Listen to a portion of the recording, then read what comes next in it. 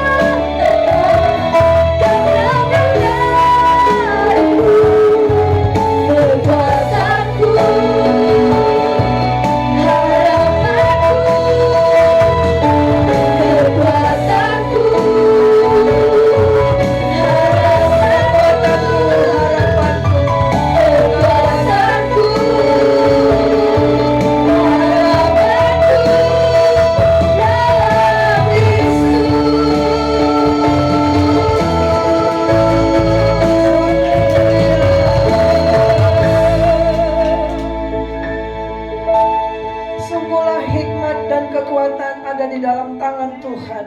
Pertimbangan-pertimbangan dan pengertian ada di dalam tangan Tuhan. Kekuatan kesembuhan, pemulihan ada di dalam tangan Tuhan. Dan Tuhan tidak pernah membiarkan dan tidak pernah meninggalkan kami barang sedetik Tuhan. Apapun yang kami alami, kami tahu ada Tuhan bersama dengan kami. Bahwa roh Allah yang di dalam kami lebih besar dari apapun roh yang sedang bekerja di dunia ini. Itu telah dihancurkan, ditaklukkan di bawah kaki salib Kristus. Engkau telah menyelesaikannya di kayu salib bagi kami. Menyelesaikan, memperdamaikan dosa dan kesalahan kami. Memberikan pemulihan demi pemulihan oleh karena anugerah-Mu. Kami mohon urapan-Mu, awan kemuliaan-Mu turun ke atas kami, jemaat Tuhan pada saat ini. Dan seperti firman-Mu, biarlah kiranya telinga kami terbuka Tuhan, untuk mendengarkan apa kata Tuhan, apa kata Roh kepada jemaat-jemaat Tuhan. Pada saat ini bangkitkanlah Roh-Mu, bukakanlah mata rohani dan telinga rohani kami semua. Bajaklah kami dengan kasih karunia-Mu. Berfirmanlah dengan dahsyat sesuai dengan maksud dan rencana Tuhan kepada setiap orang pada saat ini. Baik anak kecil, dewasa, muda, Tuhan Yesus, orang tua, dijamah oleh Tuhan, dibaharui oleh Tuhan. Kami mohon tutupan darah Yesus dari awal sampai dengan akhir. Dalam nama Yesus kami berdoa dan bersyukur. Haleluya. Amin. Saudara yang terkasih di dalam nama Yesus, kita bersyukur pada hari ini kita boleh masuk dalam minggu pertama daripada bulan Agustus. Amin, saudara. Ya, semua karena kasih karunia Tuhan. Dan saudaraku yang terkasih dalam nama Yesus, hari ini juga kita akan masuk di dalam perjamuan yang kudus.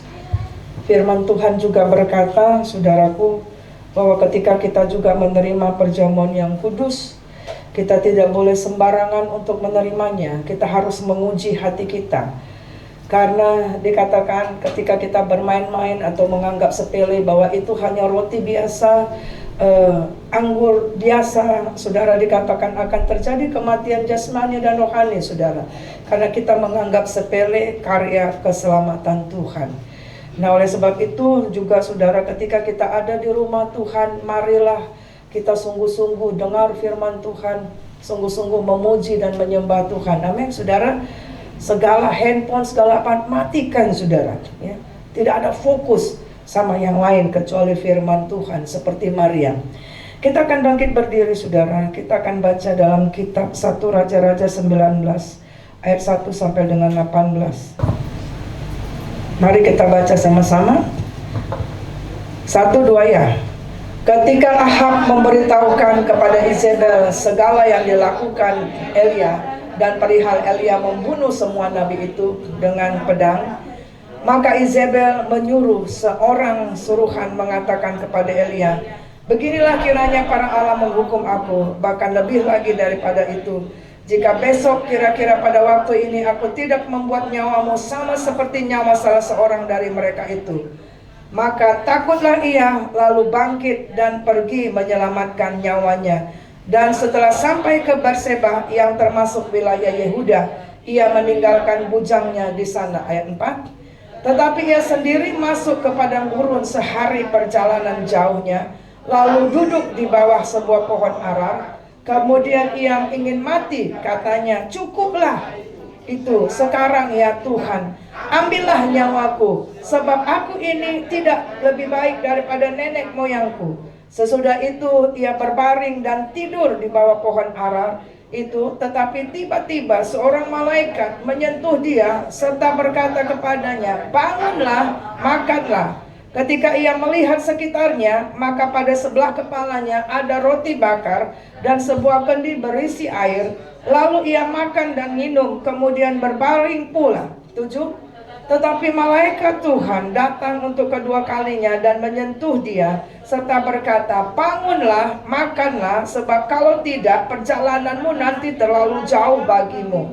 Maka bangunlah ia, lalu makan dan minum, dan oleh kekuatan makan itu ia berjalan 40 hari 40 malam lamanya sampai ke gunung Allah, yakni gunung Horeb. Silakan duduk, saudara. Di sana masuklah ia ke dalam sebuah gua dan bermalam di situ. Maka firman Tuhan datang kepadanya demikian, apakah kerjamu di sini, hai Elia? Jawabnya, aku bekerja segiat-giatnya bagi Tuhan, Allah semesta alam, karena orang Israel meninggalkan perjanjianmu, meruntuhkan mezbah-mezbahmu, dan membunuh nabi-nabimu dengan pedang. Hanya aku seorang dirilah yang masih hidup, dan mereka ingin mencabut nyawaku. 11. Lalu firman-Nya, keluarlah dan berdiri di atas gunung itu di hadapan Tuhan. Maka Tuhan lalu, angin besar dan kuat yang membelah gunung-gunung dan memecahkan bukit-bukit batu mendahului Tuhan. Tetapi tidak ada Tuhan dalam angin itu. Dan sesudah angin itu datanglah gempa. Tetapi tidak ada Tuhan dalam gempa itu. Dan sesudah gempa itu datanglah api. Tetapi tidak ada Tuhan dalam api itu. Dan sesudah api itu datanglah bunyi angin sepoi-sepoi biasa. Segera sesudah Elia mendengarnya, ia menyelubungi mukanya dengan jubahnya, lalu pergi keluar dan berdiri di pintu gua itu. Maka datanglah suara kepadanya yang berbunyi, apakah kerjamu di sini, hai Elia? Jawabnya, aku bekerja segiat-giatnya bagi Tuhan, Allah semesta alam, karena orang Israel meninggalkan perjanjianmu, meruntuhkan mezbah-mezbahmu, dan membunuh nabi-nabimu dengan pedang. Hanya aku seorang dirilah yang masih hidup, dan mereka ingin mencabut nyawaku. 15. Firman Tuhan kepadanya, pergilah, kembalilah ke jalanmu, melalui padang gurun ke Damsyik. Dan setelah engkau sampai, engkau harus mengurapi Hazael menjadi raja atas Aram. Juga Yehu, cucu Nimsi, haruslah kau urapi menjadi raja atas Israel. Dan Elisa bin Safat dari Abel Mehola harus kau urapi menjadi nabi menggantikan engkau. Maka siapa yang terluput dari pedang Hazael akan dibunuh oleh Yehu, dan siapa yang terluput dari pedang Yehu akan dibunuh oleh Elisa. Tetapi aku akan meninggalkan 7.000 orang di Israel, yakni semua orang yang tidak sujud menyembah Baal dan yang mulutnya tidak mencium dia. Puji Tuhan, silakan duduk saudara. Tema kita pada bulan hari ini adalah merdeka saudara, yaitu seperti tema pemerintahan, yaitu pulih lebih cepat, bangkit lebih kuat ya. Nah, hari ini dalam minggu ini adalah bagaimana kita merdeka dari keletihan jiwa, dari keletihan pikiran, dari keletihan fisik yang bisa mempengaruhi kehidupan rohani kita. Bahkan kalau ini tidak kita sikapi, akan berujung kepada bunuh diri. Ada banyak di zaman sekarang ini, dengan adanya perubahan-perubahan terjadi, masalah-masalah saudaraku ya, itu angka penyakit jiwa, angka orang-orang yang bunuh diri semakin banyak saudara ya. Makanya saya beri tema pada hari ini adalah a shoulder to cry on. Bahwa kita harus sadar ada satu bahu yang siap menampung setiap air mata kita untuk kita meletakkan kepala kita di bahunya. Ya saudara. Dan saudaraku yang terkasih dalam nama Yesus, kalau kisah ini saudara itu juga banyak terjadi saudara ya. Slide pertama coba tampilkan. Apa yang saya akan angkat di sini saudara, bahwa setiap orang termasuk juga hamba Tuhan, karena dia juga manusia. Amin ya. Termasuk yang sudah melayani Tuhan, bisa mengalami burnout. Burnout itu nanti kita akan jelas apa itu, makanan apa. Burnout itu adalah satu kondisi yang rasanya sudah hopeless, sudah semuanya ya. Dan ujungnya seperti Elia tadi yang berkata, dia bilang apa? Baiknya aku mati saja, mau mati saja. Itu pernah dikatakan oleh Elia yang kita baca tadi. Atau Yunus juga pernah ngomong, atau Ayub juga pernah ngomong. Bahkan Yesus secara manusianya, sebelum dia naik ke surga, sebelum dia naik ke kayu salib di Taman Getsemane itu, ketika dia akan membayangkan bagaimana dia harus naik ke kayu salib dengan serentetan fitnah, serentetan pukulan dan sebagainya, saudara, sepertinya dia dagingnya berkata, aku mau mati saja rasanya. Seandainya cawan ini bisa lalu, tapi kalau tidak aku akan laluinya. Nah, saudara yang dikasih oleh nama Yesus, bahkan beberapa waktu yang lalu juga, ya ada seorang hamba Tuhan yang dia punya bagian tugasnya di gereja adalah bagian untuk konseling, ya orang-orang yang bermasalah, bagian dia.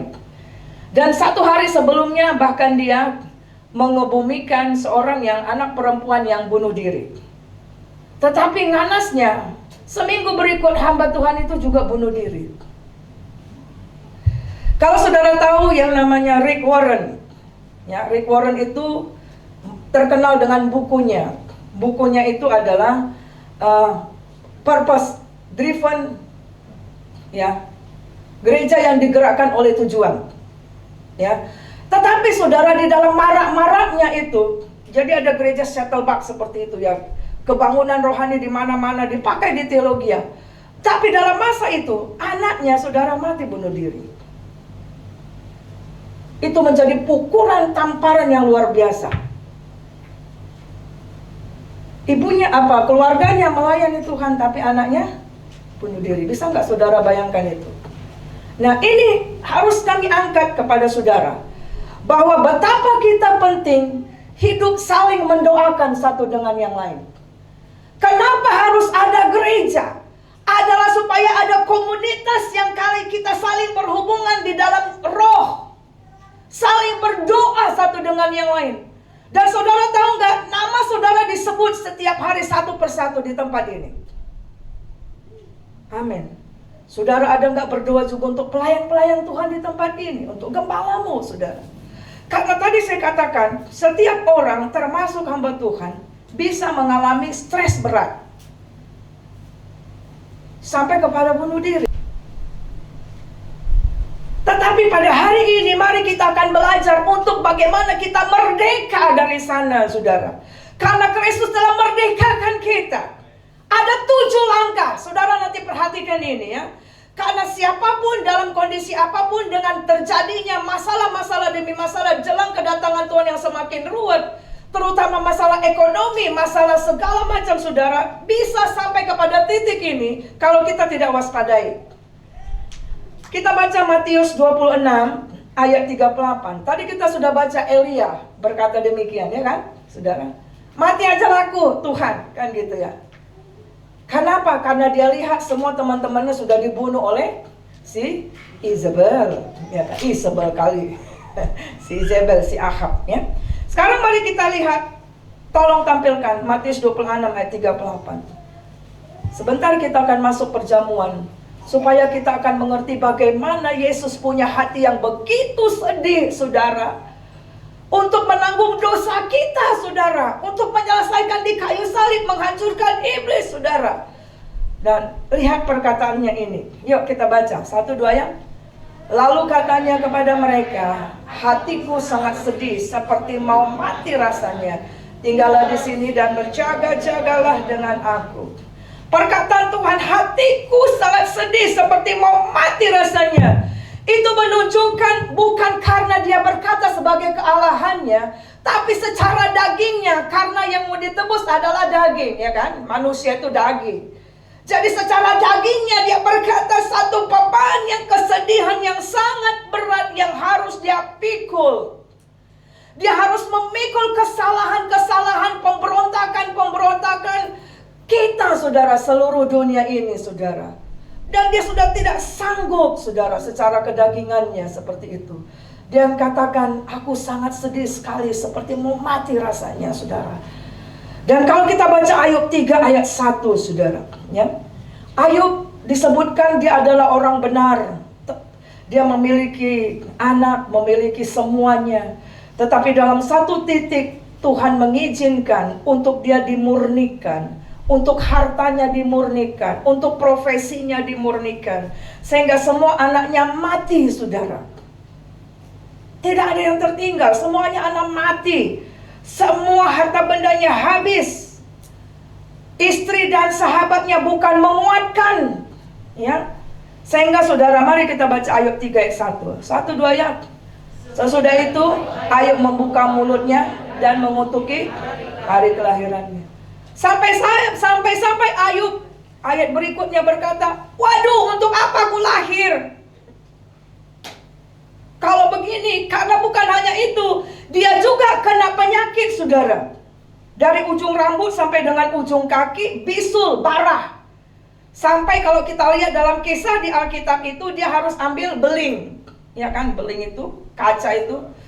Aduh, saudara, digaruk, keluarlah darah-darah. Dan dia katakan, Tuhan, untuk apa ini semua? Dan dia juga berkata, lebih baguslah aku waktu lahir itu mati. Nah, kira-kira begitu. Ya. Kita lihat juga Yunus 4 ayat 6 sampai dengan 9. Mari kita akan baca. Lalu atas penentuan Tuhan Allah, tumbuhlah sebatang pohon jarak melampaui kepala Yunus untuk menaunginya, agar ia terhibur daripada kesalahan hatinya. Yunus sangat bersuka cita karena pohon jarak itu. Ayat 7.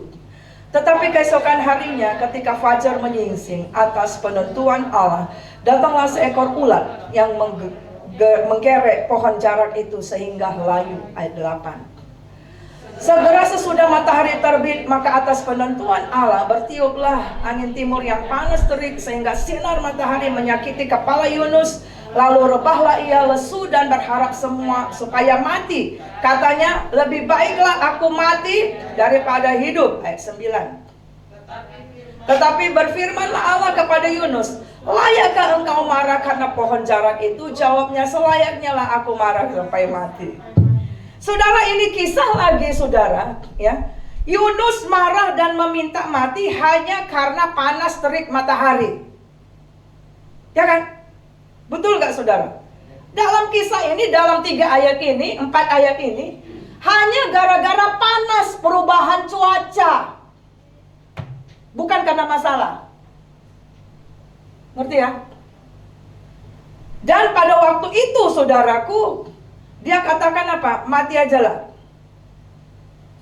Jadi saudara, bukan kadang-kala kita punya burnout sampai kepada titik kita nggak sanggup, bukan karena mungkin ada masalah atau penyakit, tapi karena ada perubahan di lingkungan yang terjadi begitu cepat dan kita tidak di dalam Tuhan, maka kita akan bisa seperti Yunus dan berkata, mati aja lah, panas sekali. Sekarang saudara di daerah Eropa itu panas seterik-teriknya, saudara. Dan kami, ketika kami hubungi dengan keluarga yang di sana, AC habis, saudara. AC habis. Karena biasanya mereka nggak pakai AC kan. Sekarang AC, kalau mau beli AC harus inden, 2 bulan baru datang. Perubahan yang terjadi. Nah, saudara yang terkasih, mari kita akan lihat Elia. Kita kembali kepada Elia, topik yang kita baca. Dia tuh mengalami keletihan jasmani, ya. Dia mengalami pertarungan jasmani dan rohani. Ketika pada waktu itu dia harus menghadapi berapa? 450 dan 850 nabi-nabi Baal. Ya, dewa-dewa Baal yang disembah oleh siapa? Si Ahab dan Izebel. Ya. Dan dia seorang diri berperang, saudara, secara rohani. Pada waktu itu kisahnya adalah, ya. Jadi orang Israel kumpul semua di sana untuk membuktikan siapa Allah yang engkau sembah. Harus benar-benar engkau ketemu Allah yang engkau sembah. Sehingga waktu itu mereka membuat persembahan, saudara. Dan dari pagi sampai sore nggak dijawab Tuhan korban persembahan itu. Tetapi Elia ketika dia memanggil Tuhan, bahkan tempat itu dikelilingi dengan air. Jadi saudara bisa bayangkan kalau ada sesuatu untuk dibakar, kan harus kering ya. Ya kan? Ini justru dia sengaja kasih air sebanyak-banyak sehingga parit-parit sekelilingnya itu penuh dengan air. Dan ketika dia berdoa, itu dihabis, dibakar, tanda Tuhan menerima korban persembahan itu. Dan karena itu, saudara, dia mengalami keletihan. Kenapa? Karena 850 itu Nabi Baal itu dia sembelih, dibunuh. Harus dikatakan Tuhan pada waktu itu dibinasakan, ya. Sehingga dia juga mengalami secara rohani juga dia letih, saudara. Peperangan rohani itu kan letih ya, saudara ya. Kalau kita melakukan pelayanan pelepasan juga tuh letih, saudara, roh kita ya. Dia merasa sendiri, sehingga dia menghadapi beban pelayanan tidak kuat, saudara. Karena pada waktu itu, kalau kita baca kisahnya, tidak ada nabi yang lain di sana, saudara. Makanya kalau saudara kan baca dalam kisah itu, sampai 2 kali dia katakan, aku sendiri menghadapinya. Padahal kalau kita tahu, Elia itu, dia punya murid. Ada sekolah nabi kan? Tapi kemana mereka semua? Kadang-kala kita juga merasa seperti Elia, saudara. Sepertinya kita sendiri ngadapinya. Kita capek jasmani kita, saudara. Roh kita juga capek. Dan dia merasa takut, diancam lagi, saudara. Ya, diancam. Jadi merasa dia putus asa. Dia merasa kok Tuhan itu nggak bela seperti itu. Aku sedang melakukan ini, mana Tuhan? Dia putus asa, dia merasa tidak ada gunanya lagi. Dia merasa sendiri, saudara. Dan dia berhenti dalam kepuasannya. Dia mungkin berkata, sudahlah, ada cukup satu hal yang spektakuler dalam akhir hidupku. Ya. Dan pada saat itu, pada saat dia mengatakan, cukuplah, ya, aku mau mati saja. Ketika engkau dan saya juga mengatakan itu, pada saat itu, relation kita dengan Tuhan ada celah untuk iblis yang akan bisa berakhir kepada bunuh diri bila kita tidak menyadarinya dan kita tidak waspada di sana. Saya mau kasih beberapa sign, tanda, apakah untuk mengenal diri kita, apakah kita sedang burn out. Ini adalah tanda-tanda awal untuk mengenal kita burn out atau enggak, ya. Yang pertama adalah increasingly feeling irritable and as though you are on a short fuse. Jadi saudara, ada peningkatan perasaan kita itu gampang terluka. Sensitif kita gampang sekali, gampang emosi, ya. Gak bisa kuasai diri, ya. Begitu gampang hati kita, ya. Kemudian yang berikut adalah sukacita menjadi berkurang dalam setiap aktivitas. Walaupun aktivitas yang kita lalui itu adalah sudah biasa atau kita nikmati, kita udah gak sukacita lagi. Misalnya engkau suka berenang, sudah gak ada semangat lagi untuk berenang. Olahraga sudah gak ada semangat lagi. Masak pun udah gak semangat, ya. Contoh, kemudian menjadi hal-hal terjadi di dalam hal klinik dan negatif, segala sesuatu kita melihat. Kita melihatnya semuanya dengan negatif, saudara. Gak ada kebaikan di sana. Dan kemudian akhirnya yang berikut ini adalah orang itu bisa makan makanan yang gak sehat, punya kebiasaan baru makan gak sehat, minum gak sehat. Mulai stres, apa aja dimakan, walaupun gak sehat, ya kan, terus dimakan. Minum yang gak sehat, mulailah dia ke alkohol, mulailah ke obat-obatan dan sebagainya. Dan mulai percaya, engkau mulai percaya segala sesuatu akan berubah, walaupun kita gak punya perencanaan, berharap seperti begitu. Biarlah persoalan akan berjalan begitu saja sesuai dengan waktu.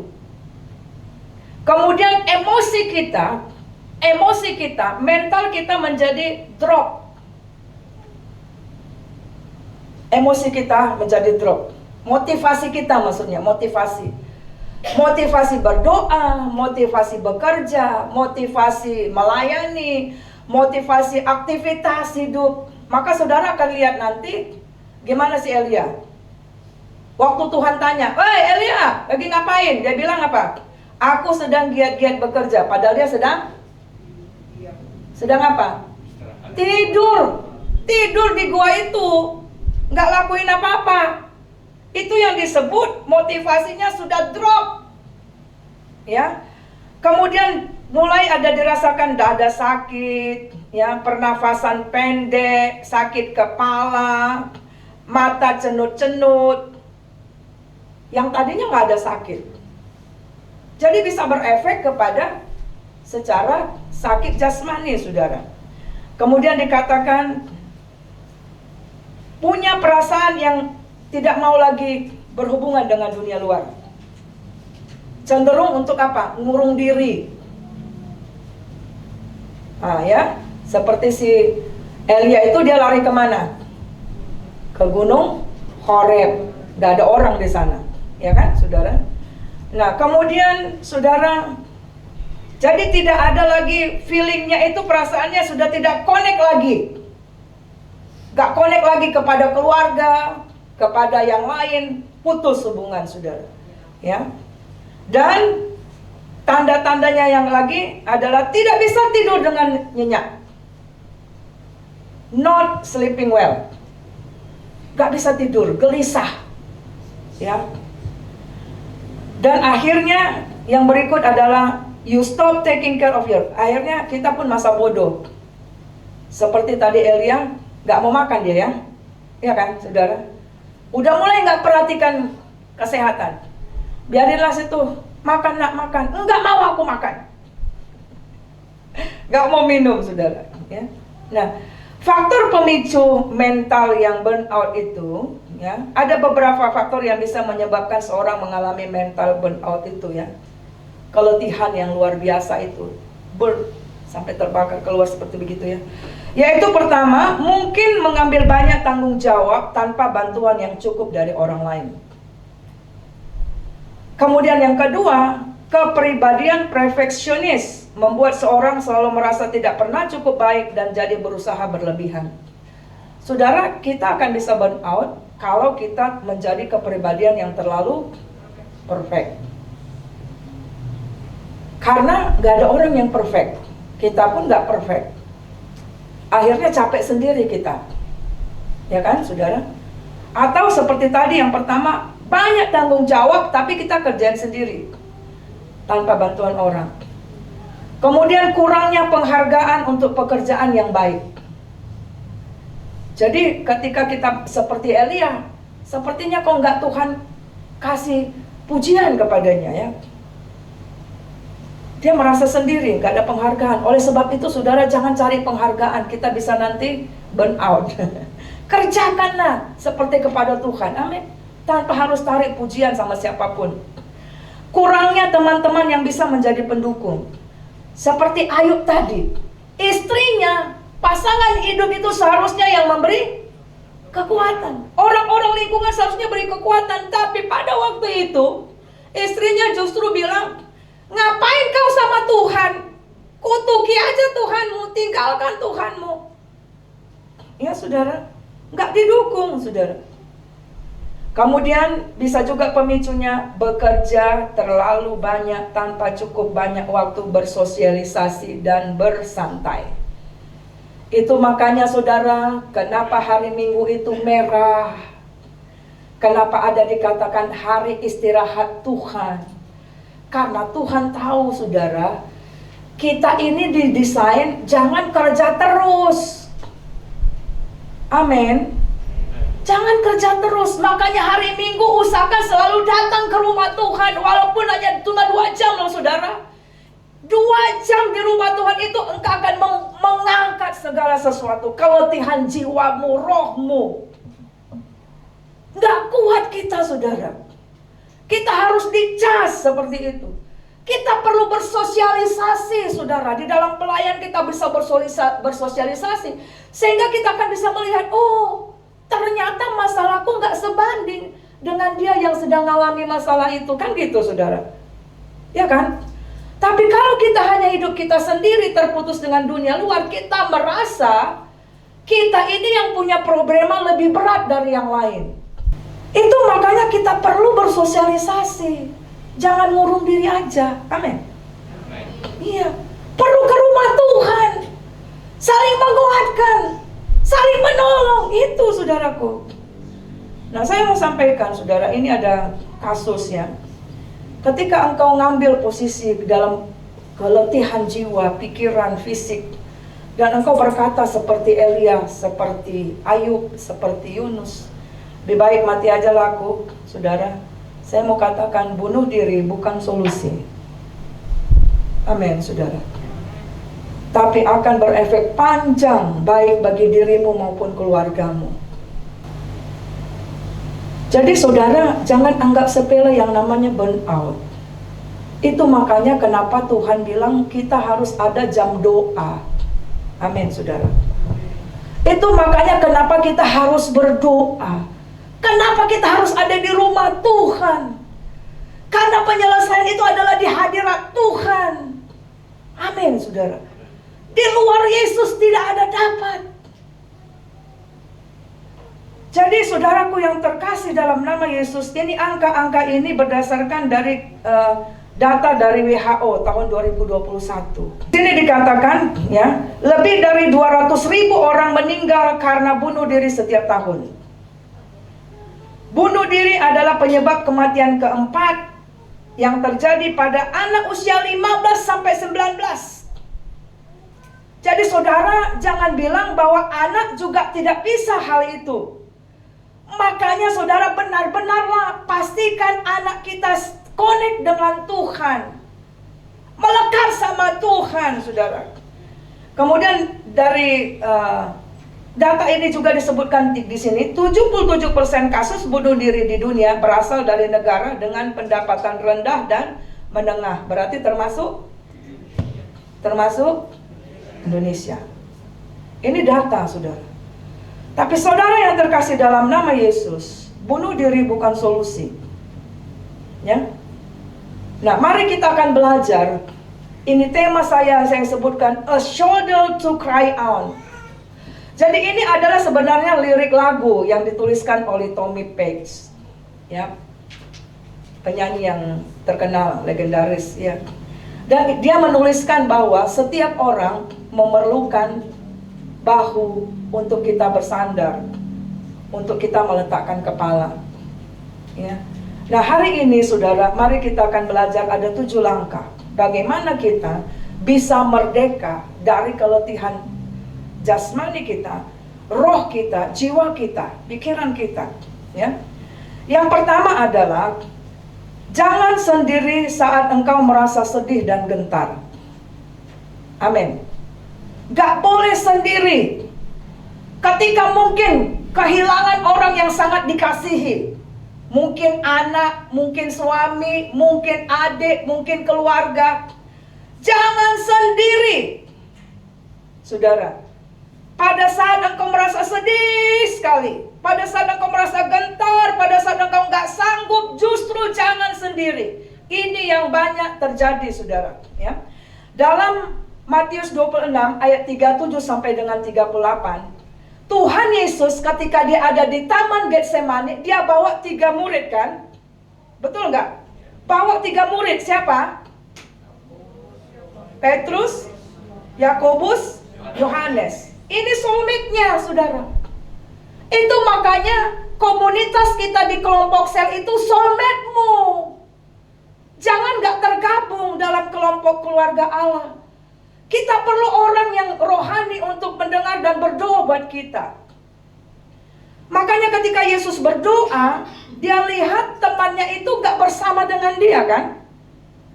3 muridnya itu dalam sisi yang berbeda. Maka Yesus bangun, dia temui, lagi tidur. Ya, 1 Raja-Raja 19 ayat 4. Pada waktu itu Elia gimana saudara? Sendiri. Ya kan? Kan dia bilang, aku seorang diri. Nah, rawan sekali saudara ketika engkau merasa mumet pikiranmu, jiwamu letih, rohmu letih, fisikmu letih. Gak sanggup saudara, jangan sendiri. Rawan sekali saudara ya. Yang kedua adalah, kita lihat dalam kondisi begitu, ya dalam 1 Samuel tadi ayat 4 dan 5. Elia itu pergi mengasingkan diri, ya kan saudara? Dia pergi kemana? Ke padang gurun. Kemudian dia tidur di bawah pohon arar, melarikan diri. Maka yang kedua adalah saudara, jangan mengurung diri dan berbaring. tanpa aktivitas. Orang yang stres cenderung masuk kamar, gak buat apa-apa. Betul gak saudara? Ya kan? No activity. Karena tadi tandanya apa? Udah gak semangat kan melakukan aktivitas.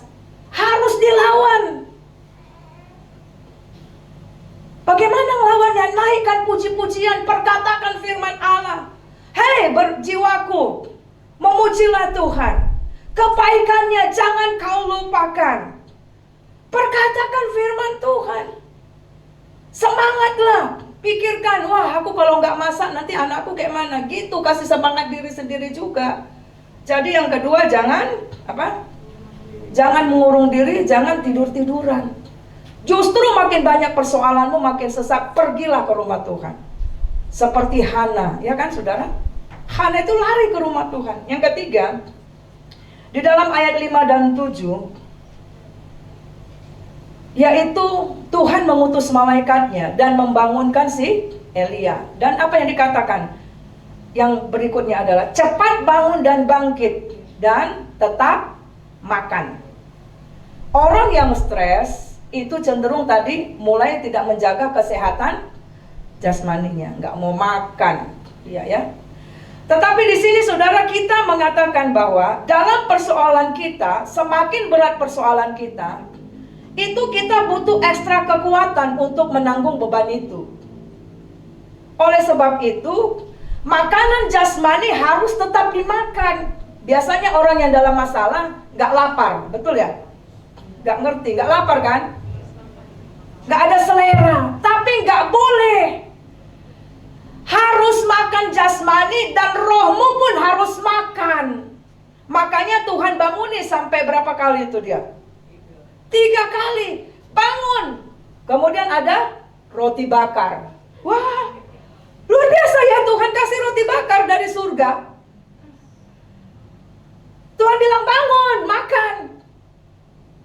Gak tahu dia ada Tuhan, tidur lagi dia. Kan gitu. Dibangunin Tuhan lagi, woi bangun. Ya amin saudara. Jadi saudara harus lihat tanda-tanda itu. Bangun engkau, makan jasmani dan rohani walaupun gak lapar. Amin saudara. Baru yang ketiga adalah kita lihat ayat ke-8. Tuhan suruh dia bangun, dan Tuhan bilang, pergi kamu sekarang berjalan ke atas sana. Maka bangun, hadapi, jalani kehidupan ini dengan terus berjalan ke gunung Allah. Life must go on. Amin saudara. Apapun tantangan hidupmu, betapapun beratnya, kalau dibanding kita tidur-tiduran di kamar mengurung diri saudara, itu tidak akan selesai, bahkan bertambah buruk. Bisa kepada bunuh diri tadi, angka tadi. Oleh sebab itu bangunlah. Itu tadi makanya harus ada komunitas yang menguatkan imanmu. Itulah kelompok sel kita. Hadapi, jalani hidup ini. Semakin engkau lemah, semakin tidak akan ada jalan keluar. Semakin engkau putus asa, semakin engkau udahlah biarin. Wah, itu kan gak menjadi jalan terbuka. Kemarin itu ada istri tentara yang ditembak ya. Rupanya yang nembak itu suruhan suaminya kan. Sudah ditembak, akhirnya mati istrinya. Dia juga akhirnya bunuh diri. Gak mati istrinya ya. Dia akhirnya bunuh diri sudah. Kan kasihan anaknya. Anaknya melihat semuanya. Iya kan saudara? Jangan ambil keputusan pada saat engkau sangat sedih sekali saudara. Ya. Akan keputusanmu akan jadi salah. Baru yang berikut apa? Bangun. Harus engkau bangun, cepat bangun. Jangan di kamar, jangan mengurung diri, jangan putuskan hubungan dengan yang lain. Hadapi kehidupan ini, bangkit, teriak sama Tuhan, doa sama Tuhan, ya, berjalan ke gunung Tuhan. Jadi Elia ini disuruh naik ke atas gunung Tuhan. Jadi penyelesaian masalah kita seberat apapun, letih jiwa kita, pikiran kita, saudara, itu akan bisa teratasi hanya ketika kita datang kepada Yesus. Karena dialah yang berkata sudah selesai. Dia yang menghancurkan iblis. Dia yang menyembuhkan penyakitmu. Dia yang menolong kita dan tidak pernah membiarkan kita. Amin, saudara. Yang kelima adalah ayat 9 sampai dengan 18. Pada waktu itu si Elia sudah ada di dalam gua di Gunung Horeb. Tapi di dalam pun dia masih apa, saudara? Tidur. Jadi stresnya berat sekali, ya kan? Stresnya berat sekali nih si Elia. Tetapi pada waktu itu Tuhan ngomong, Elia, bangun. Dan Tuhan suruh apa? Keluar kamu. Ya kan? Dalam kisah itu tadi kan, Elia ada di dalam gua itu, dan Tuhan bilang, bangun, keluar. Dia harus keluar dan menyaksikan bahwa Allah bisa berfirman kepada dia. Dan ketika dia keluar, saudara, Tuhan hadir. Apa maksudnya langkah yang kelima ini, saudara? Pada saat engkau mengalami kesesakan, jiwa, rohmu, pikiranmu, tubuhmu lemah, saudara, gak ada harapan untuk berharap. Yang dikatakan langkah kelima adalah bangun, keluar. Amin, saudara. Dan lihatlah Allah tetap ada dalam kemelutmu. Amin, saudara. Karena firman Tuhan bilang, Roh Kudus ada di dalam kita ketika kita terima Yesus sebagai Tuhan dan Juru Selamat.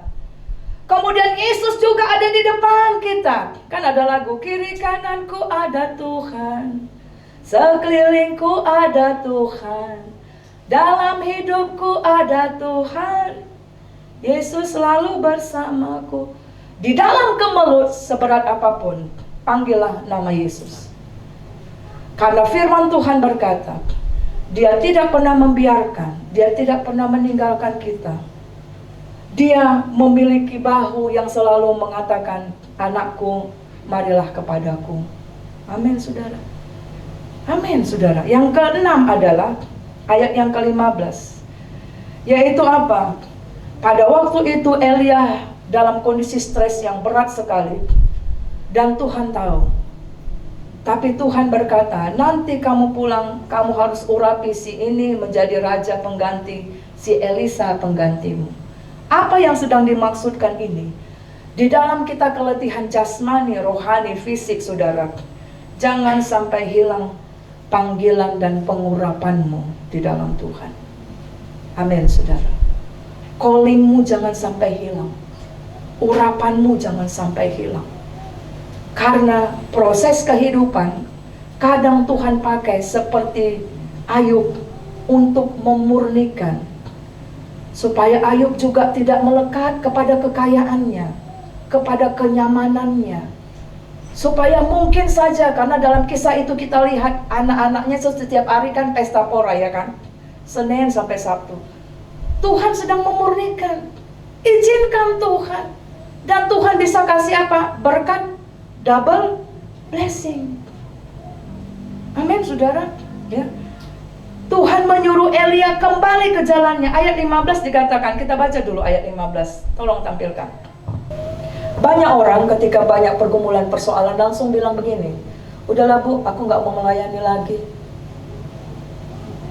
Ya kan, saudara? Tapi hari ini bertobat, saudara. Karena justru ketika engkau tidak lagi terkait dengan Tuhan, tidak mau melayani, tidak mau lagi berdoa, kondisi rohanimu makin turun. Ya, ayo kita baca ayat 15. 1, 2 ya. Firman Tuhan kepadanya, pergilah, kembalilah ke jalanmu melalui padang gurun ke Damsik, dan setelah engkau sampai, engkau harus mengurapi Hazael menjadi raja atas Aram. Jadi Tuhan suruh ketika dia sudah dipulihkan, Tuhan mengingatkan dia, callingmu tuh jangan hilang. Tuhan suruh kembali ke jalanmu, kembali kepada Yesus. Amin, saudara. Kembali kepada Yesus itu solusi bagi segala perkara, besar pun persoalan kita. Amin. Karena bagi Tuhan tidak ada yang mustahil. Tetapi ketika kalau engkau tidak kembali kepada Tuhan, kondisimu akan bertambah buruk. Ayat ini berkata, Tuhan bilang pergi, kembali ke jalanmu. Disuruh lagi apa, saudara? Melalui padang gurun. Padang gurun, proses itu alami. Ayo, jalan aja. Aku bersama bersama dengan engkau. Jangan hilang callingmu. Jangan hilang visi yang Tuhan sudah kasih kepadamu. Harus tetap bersemangat. Amin. Jangan berhenti melayani. Bilang dulu kiri kanan. Jangan hilang callingmu. Ya. Baru yang ketujuh, yang terakhir adalah ayat 18. Yaitu Tuhan mengingatkan kepada Elia, yaitu aku masih meninggalkan 7.000 orang yang tidak menyembah Baal. Jagalah kemurnian hati nurani kita. Berarti yang ketujuh adalah tetap di dalam kita burn out itu, saudara. Jagalah pikiranmu untuk tetap terkoneksi ke surga, untuk tetap merenungkan firman Tuhan. Jagalah hatimu untuk tetap ingat Tuhan yang tidak pernah meninggalkan kita sendiri. Jadi itu 7 langkah supaya kita merdeka dari burnout, dari keletihan fisik, jasmani, rohani, pikiran kita, saudara. Firman Tuhan berkata, Matius 11 ayat 28, marilah kepadaku semua yang letih lesu dan berbeban berat, aku akan memberi kelegaan kepadamu. Saudara, kelegaanmu hanya ada di dalam Yesus. Yang dimaksudkan a shoulder to cry on, itu adalah ada Yesus yang senantiasa bisa peluk engkau, menguatkan engkau, mengangkat engkau dari letih lesumu, dari bebanmu. Amin, saudara. Mazmur 62 ayat 8. Percayalah kepadanya setiap waktu, hai umat. Curahkanlah isi hatimu di hadapannya. Allah ialah tempat perlindungan kita. Amin. Jadi pada waktu kita mengalami kesesakan, beban berat, maka percayalah kepada Tuhan setiap waktu. Ya, ceritakan. Di sini dikatakan curahkan, curhat isi hatimu kepada Dia. Dikatakan gini, curahkan isi hatimu di hadapannya. Allah ialah tempat perlindungan. Percaya kepada Tuhan berbicara, mempercayakan diri kita dan masalah kita ke tangan Tuhan. Itu yang disebut percaya. Tapi kalau kita doa, terus kita masih ambil lagi beban itu, kita pikirkan lagi, tidak akan selesai, saudara. Tapi percaya berkata, ini Tuhan masalahku, ini Tuhan hidupku, engkau ambil alih. Itu yang dimaksud percaya. Amin, saudara. Maka tema 17 Agustus itu luar biasa. Kita harus pulih lebih cepat, bangkit lebih kuat. Wow, luar biasa. Amin, saudara. Mari bangkit berdiri bersama-sama, ya. Mari kita akan nyanyikan pujian yang mengatakan bahwa Tuhan menjawab lebih dari yang kita doakan, lebih dari yang kita pikirkan. Dan sebentar kita akan masuk dalam perjamuan yang kudus. Jadi yang belum menerima baptisan kudus dan yang masih anak-anak tidak boleh dulu, ya. Karena firman Tuhan, kalau kita asal-asalan tidak menguji diri kita, nggak ngerti maksud ini, kita bisa sakit, bisa membawa kematian juga, saudara, ya. Saudara, perjamuan kudus mengingatkan bahwa ada satu sosok yang tidak bisa dibatasi oleh ruang dan waktu, yang kapan saja kita bisa berseru kepadanya, kita bisa menangis, kita bisa teriak, kita bisa